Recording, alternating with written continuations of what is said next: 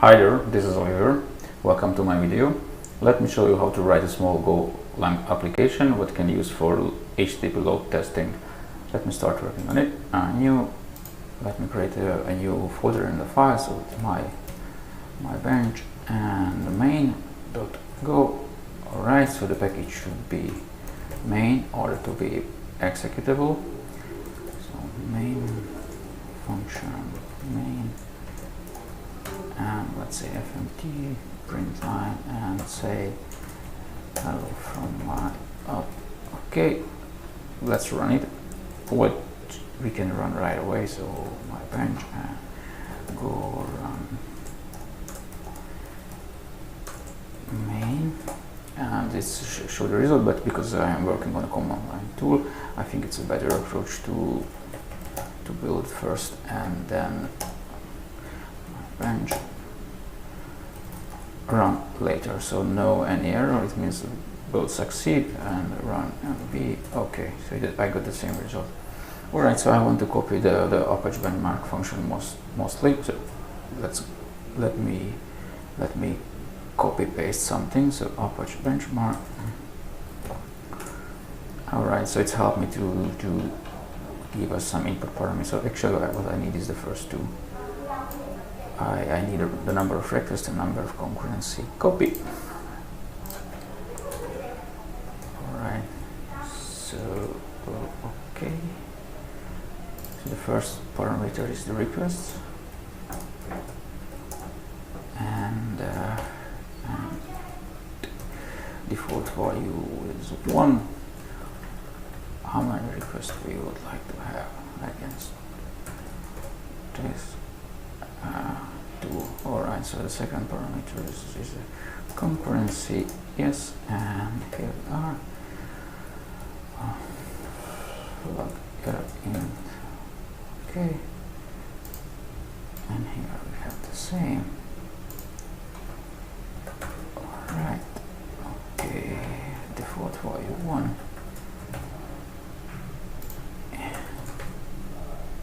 Okay, if everything, as you can see, it's underlined in red. It means that I declare a variable I never use, so I have to use it just to be able to compile. Let me print out the others of those variables, because those are pointers, so that's why I will get an address here, and what else I want to. And let's print out the usages as well. So flag var and flag print default, yes, okay, test it, build and run. As you can see, you get two addresses here and also get the input parameters I provide here. Okay, so what we need is the third parameter is a host name. So we need here the number of requests. So let's say I want to have 4 requests, and the concurrency 2, and the host name is http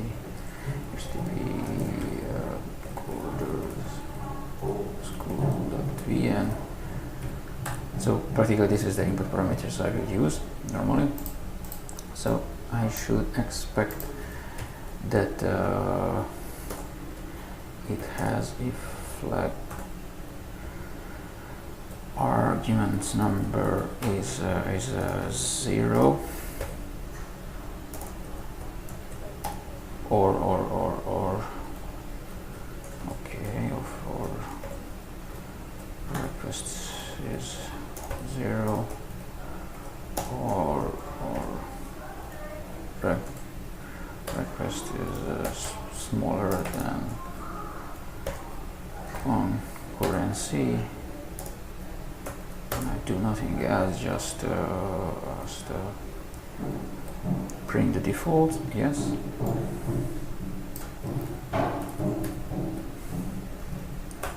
and exit with -1. As you notice that OS is up here. So for example, all the packages I use is maintained in this import automatically with my IDE. So please watch out, and you may have to do it yourself. Okay, so we have some kind of check if you're missing parameters here. Let me just go build again and test. So now it should be silent. If I miss something, it should say the usages. Alright, okay. So the next step is that I want to check the link I provided, that it's can I load or not, can I fetch or not. So how can I do that? HTTP get URL, and the URL is, okay, let's create a new variable, string link flag 0. Alright, and this is a link, and get link here.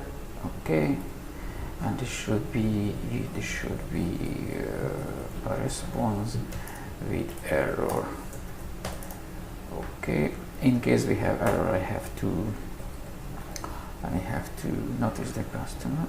Alright, if error is not equals with no, then panic error. Okay, otherwise I have to check the length of the response. So I will copy, I will discard this kind of dev null from response body. Yes, so this will return the bytes read and an error what I will not handle, so that's why I use underscore. So you can see this one will return an error and an integer how many bytes read. So I use the link concurrency. Okay, that's, I think let's print out some information. So fmt print line, I need to print out the how many bytes read, and I would like to print out response status code just to see everything is okay. Okay, let me compile and build. Run this.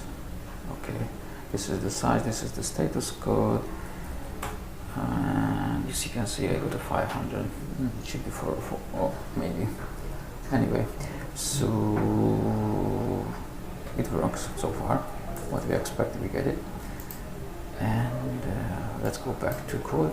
So particularly I want to run this check as many times we request here, and with concurrency, with the expected concurrency and given. Alright, let me move this this functionality to a function. So check link, and one input parameter is the link. What is string? And it return response info, but response info is not defined yet. Let me define. It's gonna be a struct. So type response info struct, and what it has like a status. What is an integer? What else we have here? It's bytes. What is int 46, and so the reason why I use int, because the status here, as you can see, is yes, here it's just an integer, and the bytes that we read here is int 46. So I just don't want to do typecast all the time. That's why I use. And what else information we may need here? Yes, I think it's very useful, the duration. So that's duration is the time, the duration. Oops, you can see the time is up here. Okay, this is the response info, and that's what I return here. And so return response info, and the first status is equals with response status code, and bytes is equals with read, and what else we need is as time duration. Okay, how can we get the duration? So So we create start here. Start is from time now. Okay, and the duration is as time now sub start time. So this is the way we return the duration, and practically that's it.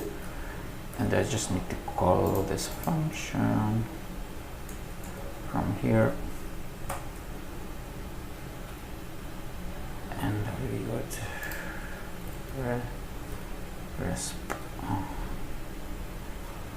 response, and we will print it out and see what we get. Actually, I think we should get something similar with 3 parameters here. So so far we don't do any concurrency here, and yes. So we just get the input parameters and run a link check. So you can see this is the function for check link, and this is the main. Let me zip a bit because it doesn't fit to the screen so much. So it contains already a little bit of functionality, but still not so big. Alright, so the very second step is to make this run parallel. Normally we would write a for loop around the request, because how many requests we need that many check as well. But because we use concurrency, so the first approaching how we are using that, we use the for loop around concurrency. So you will see how does the Go channel works here. Alright, so instead of calling this function here, I will write a for loop. So for I is from in 64.0, just to avoid typecasting, and then I is smaller than requests, yes, and what else? You guess I plus, and okay. But I just made my mistake because I wanted to say concurrency, sorry. So it should be concurrency, and as many concurrency we have, let's say I call this function, but I don't really call this function. Instead of calling this function, I will say go and pass a channel, but I didn't define it. So channel is let's make a channel from what should we do? Okay, so this is a response info, yes. So I need to use channel from response info, and yeah, so it should not really return this anymore, but it should go against the channel, and so see, you will receive this response. That's the way. So practically here I pass the channel reference, and then this struct instantiated struct will come back, and I can read it. How can I read it? So I need to write another for loop to read that. So for let's say response, for response is came from range C, and I will write the responses out. Okay, so we have a loop, and as you can see how many times, so based on the concurrency, we iterate the same amount of time, and we will read that response from the channel. But this code will hang forever, but I would like to test that we will see the response as many, we will see these responses as many times as we expect or not. So let me build the code again and check does it work or not. So concurrency, in this time I will make it, let's say 3 times, and the total is 9, doesn't matter at this moment. Okay, the same as I expected. So print out 3 times the result, and it hangs forever because I didn't handle it. So what I need to do here is counting this kind of so I need to make sure that this for loop is run the same amount of time as many times I call this with go. Okay, so I think what is useful is type summary info struct and so requested as an int 46 and responded in. Okay, here we are. So we have the summary. So let me create a summary before everything here. Summaries came from summary info. Default value is perfectly fine, and here summary dot requested is ++. So practically as many times I call this function, I will request, and as many times the response arrived, I will say summary responded. Okay, and ++ if summary responded equals with summary requested, then I break here. So with this support, we should get the very same result, but I don't need to do code interruption. It should not hang. Yes, okay, so it not hang anymore. And what's left? Yes, so basically I want to call this 9 times, but it just called 3 times. How can this solve the problem? So when we receive the response, we call the go routine again.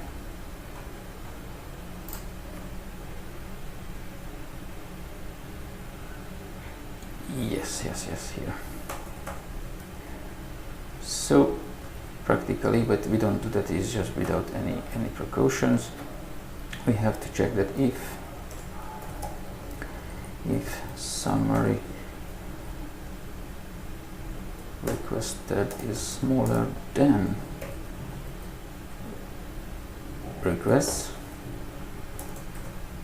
we can run this code.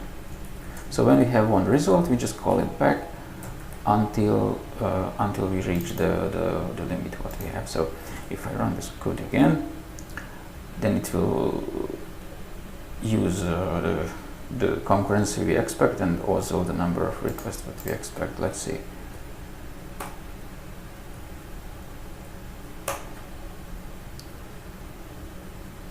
Yes, we got it. Actually, we can continue on this too to print the summary and make a very nice histograms here. But I want to keep this video is quite short, and I would like to present it at how simple it is to practically create channels and get the response from the channels and call it back again. And here you can see this very simple way to fetch HTTP. So practically in this part I'll handle the arguments, check against it, everything is okay, seems okay, then create a channel and call the routines and handle the response. It's quite simple, and I hope you also succeed with that. Bye now.